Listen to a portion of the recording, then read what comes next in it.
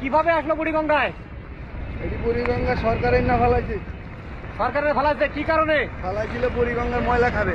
ময়লা খাবে, এখন খেয়ে ফেললো কি? এটি মাছ খাইতেছে, ডিম খাইতেছে, ছোট ছোট মাছ যা আছে সবগুলি খাই লাইতেছে। আর আপনাদের জীবন জীবিকাও তো খেয়ে ফেললো। আমার জীবন লাইফ একবারে কানা করে লাইছে ভাই। কেমনে? কেমনে? আমি কিস্তি উড়াইছিলাম 40,000 টাকা, নৌকা কিনছি 20,000 টাকা, জাল কিনছি 15,000 টাকা, মাছ ধরে কিস্তি শুট করবো। মনে ভাই কিস্তি দিন আইলে আমি পলায় খাওয়া লাগে।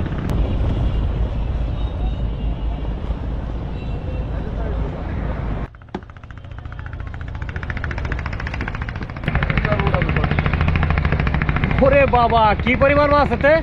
ভাই রে ভাই, কই আর লাভ নাই।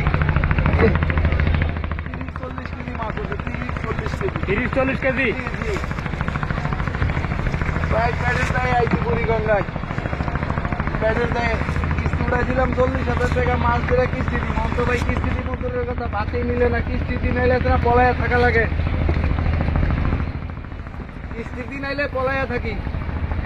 বাঙালি বেচ্চা, পুতল বেচ্চা আছে না, সংসারের জীবন যাপন আমি করতেছি। অথচ পেশা আপনার মাছ ধরা? জি, আমার পেশা, আমার মাছ ধরা। কিন্তু লাভ তো হচ্ছে না। লোকসান ছাড়া আর কোনো কিছু মিলে না। খেপ দিয়েছেন মাত্র 2টা, তাতেই এই পরিমাণ মাছ। হ্যাঁ, এখানে কতটুকু মাছ হতে পারে? এখানে 2 খেয়ে মাছ হচ্ছে, না হইলে এখানে 3 থেকে 3.5 মণ মাছ হবে। 3 থেকে 3.5 মণ? জি, এই সবই সাকার ফিশ? সব শাখা পিস।